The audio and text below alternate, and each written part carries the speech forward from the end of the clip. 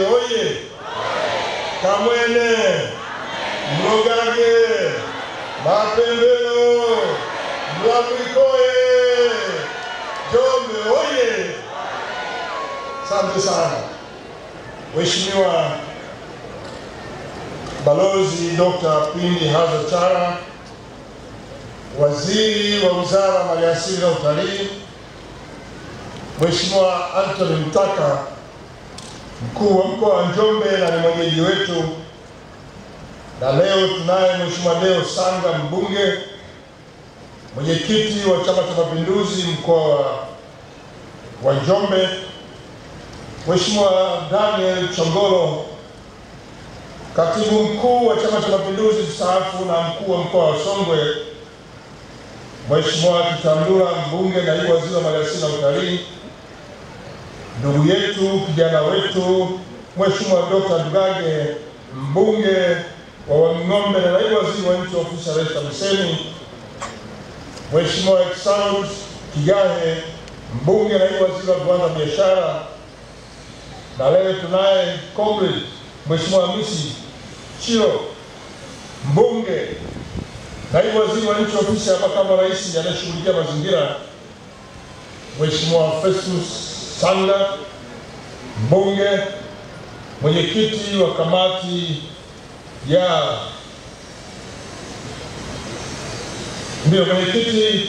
ya kudumu ya bunge ambaye pia yuko hapa anashughulikia maliasili na utalii, na Mheshimiwa Sanga pia ni mwenyekiti wa marathon pale bungeni. Waheshimiwa wabunge wenzangu mlioko hapa wa mkoa wa Njombe, wote mkiwa hapa mkiongozwa na mbunge mwenyeji Mheshimiwa Deo Mwanyika, mwenyekiti wa bunge, Comrade Dr. Hassan Abbas, katibu mkuu wa wizara yetu ya Maliasili na Utalii, waheshimiwa wakuu wa wilaya wote kiongozwa na mkuu wa wilaya mwenyeji Mheshimiwa Juma Seba, kamati ya ulinzi na usalama mkoa na wilaya, wenyeviti wa bodi, na leo nimefurahi kusikia kwa Mheshimiwa madiwani mko hapa, hongera sana. Wakurugenzi wa halmashauri zote, wakuu wa taasisi mlioko hapa na watumishi wa wizara yetu ya Maliasili na Utalii, wadau wa misitu wote mlioko hapa, najua kwa wakulima wa miti, makampuni, wafanyabiashara na walaji wa maliasili wote wako hapa, bila kuwasahau viongozi wa dini. Na leo tumepata heshima, na leo kwa sababu mvua ilinyesha, tuna viongozi wa kimila,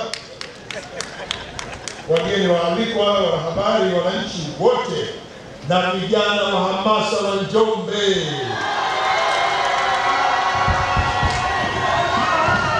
Viva vijana, viva!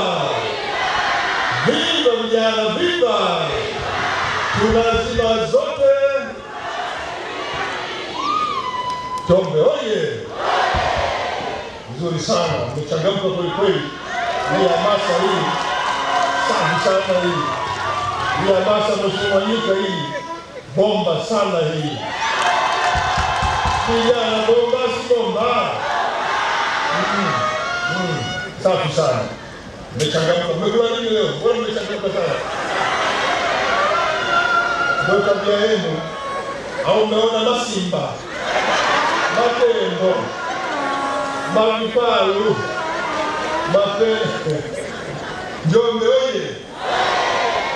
Ndugu wananchi, nataka nianze kwa kumshukuru Mwenyezi Mungu, ndiye aliyetupa afya leo na kutuwezesha kukutana hapa siku muhimu sana duniani na hapa nchini. Tunapoungana na wananchi wote duniani kuadhimisha siku ya misitu duniani hapa mkoani Njombe.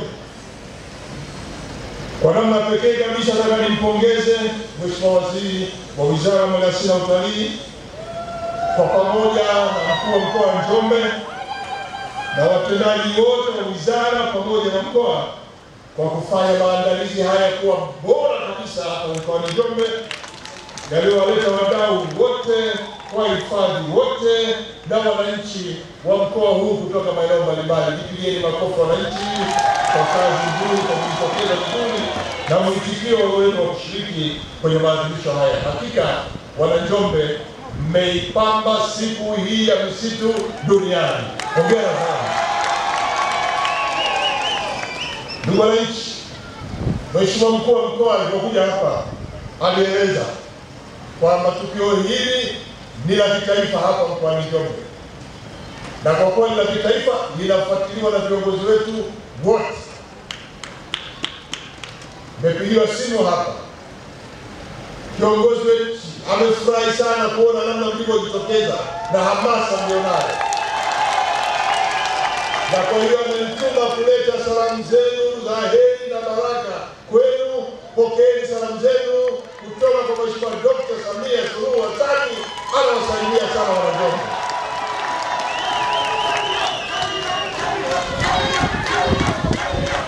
Pia Mheshimiwa Dr. Philip Iswel Mpango, Makamu wa Rais wa Jamhuri ya Muungano wa Tanzania, ambaye pia wizara inashughulikia mazingira iko ofisini kwake, amenituma pia kuleta salamu zenu. Pokeeni salamu zenu kutoka kwa Makamu wa Rais. Mitandao saa hizi kumbe inaonekana mpaka Zanzibar watu wako hewani. Mheshimiwa Dr. Hussein Ali Mwinyi, Rais wa Zanzibar na Mwenyekiti wa Baraza la Mapinduzi, na yeye anawasalimia sana wana Njombe. Pokeeni salamu zenu. Viongozi wetu wanawapongeza sana kwa juhudi zenu, hasa wana Njombe. Mna historia nzuri ya kulinda mazingira na kudumisha misitu yetu, na hasa pale ambapo mnaondoa mti mnapanda mwingine. Wanawatakia heri kwa mafanikio haya, kila hatua mnayochukua ya kuhakikisha kwamba mazingira yanadumishwa kwa manufaa yetu na kizazi kijacho. Njombe oye! Misitu oye!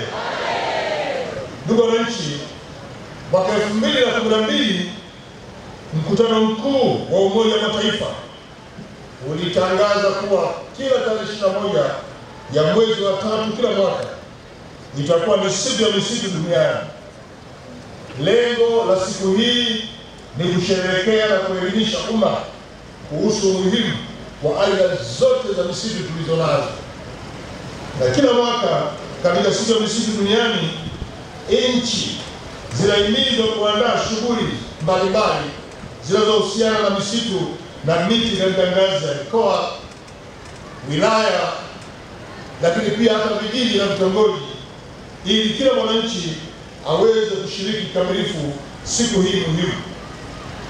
Kama ilivyoelezwa na waliotangulia, akiwemo waziri wetu wa Wizara ya Maliasili, aliongea kwamba leo hii Tanzania tunaungana na mataifa mengine ulimwenguni kuadhimisha siku hii ya misitu duniani. Hii ni hatua nzuri sana inayowezesha wananchi kutambua mchango wa misitu hii kwenye maisha yetu ya kila siku. Pamoja na maadhimisho haya, sisi wa Tanzania tunaitumia siku hii pia kuwahimiza wote, lakini kuwaelimisha wananchi wote na kuwahamasisha wananchi wote kwamba siku hii ni muhimu kupanda pale ambapo kuna miti, kutunza miti pale ambapo tayari ipo, na kuhifadhi misitu hii ili iweze kutuletea faida. Na siku hii duniani ina kauli mbiu yake, na kauli mbiu ya mwaka huu inasema misitu ni chakula. Kauli mbiu hii inaeleza umuhimu wa misitu katika usalama wa chakula, lishe na maisha ya binadamu wakati wote, na kwamba mbali ya misitu kutoa chakula, nishati, kipato na ajira, misitu pia inasaidia kuwa na kuifanya ardhi kuwa na rutuba inayorutubisha mazao yetu. Lakini misitu nayo inalinda vyanzo vya maji, inatoa makazi kwa viumbe hai ikiwemo wadudu muhimu ambao wanachavusha mimea baada ya kuwa tumeipanda kwenye ardhi yetu. Lakini misitu ni muhimu kwa uhai wa jamii ambazo zinategemea misitu. Kuna wanyama pori, kuna nyuki humo, binadamu tumo, na hii inachangia sana katika kupunguza mabadiliko ya tabia nchi na kuhifadhi kaboni kwenye misitu yetu. Nataka niwaambie, misitu hii ni utajiri Misitu hii ni maisha. Misitu hii ni uwekezaji mkubwa kabisa kwa kizazi kijacho. Wananjombe, nyie mnajua vizuri kwamba ukitaka kuwekeza kwa mtoto wako, hata kama yuko shule msingi, muandalie kitalu cha miti eka 1, eka 2, itamsaidia baadaye ambao anaingia form 6 mpaka chuo kikuu, atakuwa anavuna miti yake. Kwa hiyo msitu ni uhifadhi. Lakini misitu hii ndio inayoleta pato la taifa kwenye sekta ya utalii. Nimesikia leo hapa kuna masimba, kuna matembo, kuna mapundamilia. Huo ndio utalii huo. Kwa asili yenu na maeneo yenu na Njombe hakuna wanyama hapa. Lakini kupitia siku ya leo mmeona wanyama.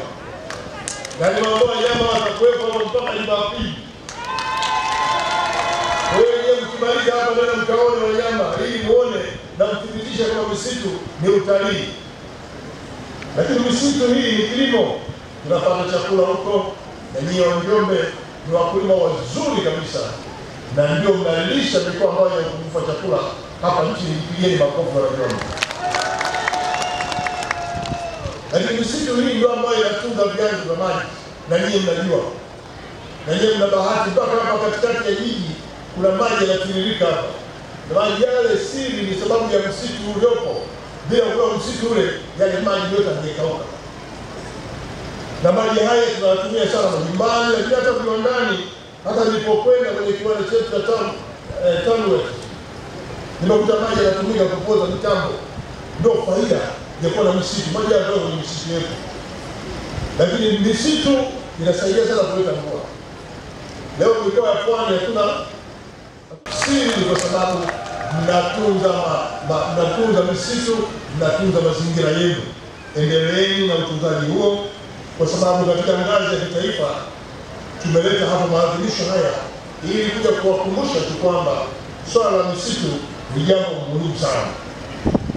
Na kauli mbiu hii ambayo imesema ongeza thamani ya mazao ya misitu kwa uendelevu wa rasilimali wa kizazi hiki na kijacho, inasaidia sana kuwakumbusha kauli mbiu hii ambayo sisi tunaiona jukumu lake ni kuwafanya nyinyi mtambue na mthamini rasilimali misitu mlionayo na muweze kuitunza iwe kitunze katika maisha yetu.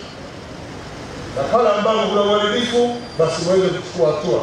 Sheria tunazo, kanuni zipo, zinawataka sasa kila mmoja asimamie kwa kuchukua hatua. Lakini vile vile hii kauli mbiu ambayo tumetoa mwaka huu inaendana na mipango ya taifa letu ya kukabiliana na mabadiliko ya tabia nchi, hasa katika kusisitiza kupanda miti, kutunza mazingira, vyanzo vya maji, uhai wa binadamu, viumbe wengine, na sote tunatoka kwa misitu ina mchango mkubwa.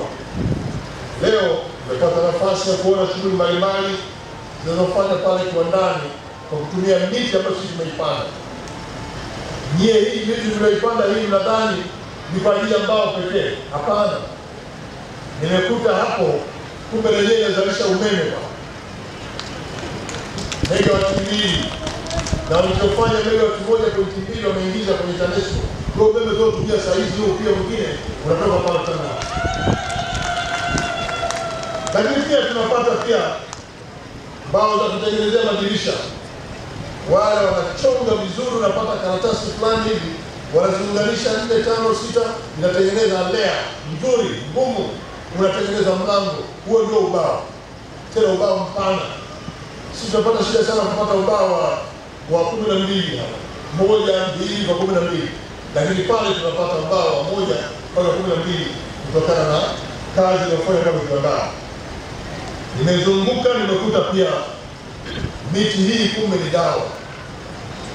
Pamoja na uchakataji wanaofanya, lakini mwishoni wanapata yale mavumbi wanayachuja, wanapata dawa. Hiyo dawa pamoja na mbolea inaweza kutumika kwenye misitu tena kukuza misitu. Nilichofurahi zaidi, yule mwekezaji ameajiri Wananjombe 1600 kutoka mashambani mpaka kiwandani.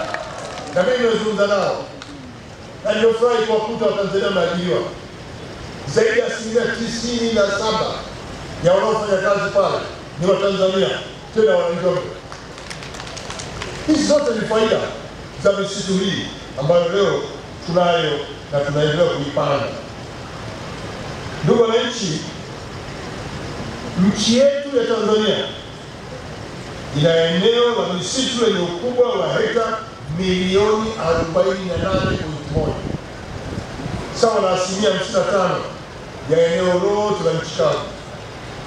Na kwenye eneo hili hekta milioni 44.7 sawa na 93% ni misitu ya uoto wa miombo, na hekta milioni 3.4 sawa na 7% ni misitu ya uwanda wa chini, milimani, mikoko na mashamba ya miti kama vile mlioyapanda hapa Njombe. Katika maeneo mengi misitu inakabiliwa na changamoto mbalimbali kama vile kuvamiwa, kuchomwa moto na kufanya shughuli mbalimbali za kibinadamu kama vile kilimo, ufugaji, lakini wengine wanafanya makazi humo na shughuli haramu kama vile kuchoma mkaa, na wengine wanachimba madini huko bila vibali. Hizi ni shughuli ambazo sio rasmi na zinaharibu misitu yetu. Na kwa mujibu wa takwimu zilizopo, takriban hekta 499,400 za misitu zinapotea kila mwaka. Nataka niwaambie Watanzania, tukiendelea na hali hii ya kupoteza hekta 499,400 kila mwaka, tunapokwenda sio kuzuri. Tunapokwenda sio kuzuri. Tutakosa maji hapa, tutakosa maisha. Tutakosa maji hapa, tutakosa fursa zilizopo kwenye miti. Kwa hiyo nitumie nafasi hii kuelekeza taasisi zote misitu ziimarishe mipango ya kuhimili, kulinda na kuhifadhi na kutunza misitu yetu. Wizara katika hili, simamieni taasisi zenu, TFS na wengine wote waisimamie. Kwenye halmashauri, zile kamati za maliasili na mazingira zisimamie jambo hili la utunzaji wa maeneo haya. Ndugu wananchi, serikali yenyewe ina mkakati wa kuhifadhi misitu kupitia TFS, inafanya kazi hiyo mzuri sana, na nilipopita kwenye mabanda nimepokea maelezo mazuri tu kutoka TFS namna wanavyohifadhi mazingira kwenye maeneo yetu. Lakini misitu hii ambayo inatupa ajira inasaidia sana kuondoa idadi ya vijana ambao hawajapata ajira kupata kazi kwenye maeneo mbalimbali ya viwanda vinavyochakata misitu. Maelekezo haya yote yapo kwenye ilani ya Chama cha Mapinduzi. Inatutaka Watanzania tuhakikishe kwamba tunalinda mazingira yetu, na Chama cha Mapinduzi kimeagiza serikali kupitia sura 69 au ibara 69 na ibara ndogo ya G ambayo inaeleza kwamba serikali ni lazima iwe na programu mbalimbali za upandaji miti na ufugaji nyuki ili kutunza mazingira na kuongeza kipato kwa wananchi wa taifa. Haya yote, Njombe ina kivutio kimoja kizuri kiko kule Kitulo. Kuna hekari kwa mahekari na eneo pana kabisa lina uoto wenye maua yenye urembo. Kule hata kama unaona kichwa kinapona kwa kuyaona maua. Kwenye Makete mpaka pale Kitulo tukaburudika nao. Lakini pale kwenye bustani ile yenye maua mbalimbali kuna hifadhi ya taifa ya Kitulo na msitu wa nyumbani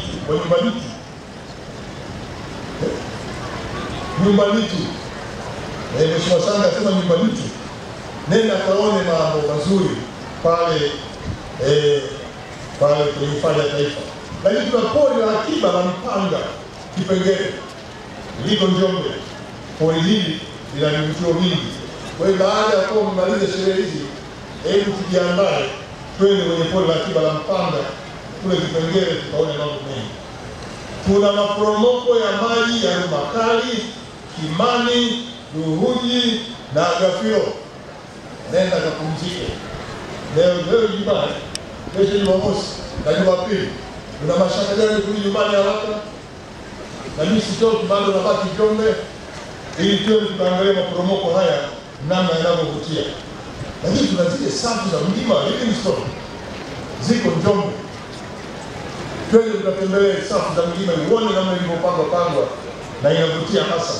Lakini mwisho kabisa kule Ludewa, chini kabisa ziwani, ziwa Nyasa, kuna ufukwe una mchanga mweupe.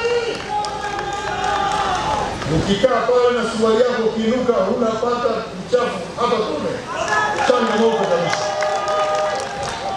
Kwa hiyo hayo ndio maeneo ambayo nakualika ukiwa Njombe Jumamosi kesho na Jumapili, basi uweze kutembelea. Na uomba mkoa sasa muongeze jitihada za kushirikiana na wizara ya maliasili kutangaza vivutio hivi, ili mkoa huu na wenyewe uwe na vivutio hivi vinavyojulikana, Watanzania wengi waje hapa na wageni waje hapa. Baada ya kusema haya, niwashukuru wizara, mkoa kwa kuratibu maadhimisho haya na siku hii ya misitu duniani vizuri sana. Mwaka huu kupita miaka yote tumefanikiwa sana hapa Njombe.